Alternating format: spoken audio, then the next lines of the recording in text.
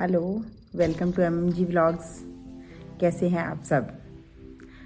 आज बहुत दिनों के बाद रादर 3 हफ्ते हो गए हैं और मुझे आपसे बात किए हुए, नई वीडियो डाले हुए। तो काफ़ी टाइम हो गया है, तो उसका भी एक रीज़न रहा है जिसको हम डिस्क्लोज़ नहीं कर पाए अब तक, क्योंकि 24 दिसंबर को जब मैंने लास्ट वीडियो डाली थी, शायद 21 दिसंबर को, तो 24 दिसंबर को मेरे मदर जो हैं वो एक्सपायर हो गए थे। तो उसकी वजह से हम लोग उस में बिज़ी रहे, कह लो, या मन ही नहीं करा उसके बाद भी आकर नई वीडियो में अपलोड करूं। लेकिन आज थोड़ी सी हिम्मत जुटा के मुझे लग रहा है कि मैं 2-4 बातें आपसे शेयर करूं, और जो मैंने महसूस किया या जो मैं चाहती हूं कि आप लोगों से शेयर हों। तो जहाँ तक मेरी मदर का सवाल है, आपने कई वीडियोस में मेरे साथ उनको देखा होगा। इस साल में खूब घूमना हुआ हमारा, उनके साथ आना जाना हर जगह पे लगा रहा, क्योंकि जैसे आपको पता है कि मैंने स्टेट बैंक से VRS ली थी, और मेरी सिस्टर जो रीनू है उन्होंने भी VRS ली थी स्टेट बैंक से ही। तो हम लोग काफ़ी टाइम तक मदर के साथ रहे, खुद भी घूमते फिरते रहे और मदर को भी खूब घुमाया, और हमें बड़ा अच्छा लगा, बहुत अच्छा। जो जो जगह पे उनका मन था, या कुछ रिलीजियस प्लेसेस पे, कुछ अदरवाइज भी हम जहाँ कहीं भी घूमने गए, तो उन्होंने काफ़ी अच्छा एंजॉय किया। और मतलब जैसे हर बुज़ुर्ग की एक इच्छा होती है, हर बड़े बंदे की एक इच्छा होती है कि हे भगवान, मुझे लास्ट में कोई दिक्कत ना हो, या मेरे बच्चों को परेशानी ना हो किसी भी तरह की।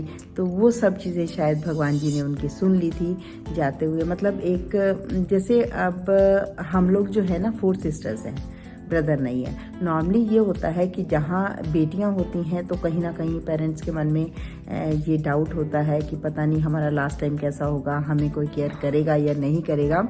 तो कई सवाल मन में होते हैं जब आप मिडिल एज में होते हो, जब बच्चों को सेट करने की स्टेज आती है। तो लेकिन हम लोग 4 सिस्टर्स हैं, लेकिन हमारे मम्मी पापा ने हमें इस तरह से पाल पोस कर बड़ा किया, और इस तरह के संस्कार हम में भरे कि शायद मुझे नहीं लगता कि मम्मी और डैडी हमारे जब भी जिए जितना टाइम भी, उनको कभी ऐसा महसूस हुआ हो कि इनका बेटा नहीं है, बेटा होता तो ये करता, बेटा होता तो वो करता। और अपनी रॉयल ज़िंदगी जीते हुए मम्मी हमारे गए हैं, मतलब बिना किसी तकलीफ़ के गए हैं, जैसे हर किसी की इच्छा होती है।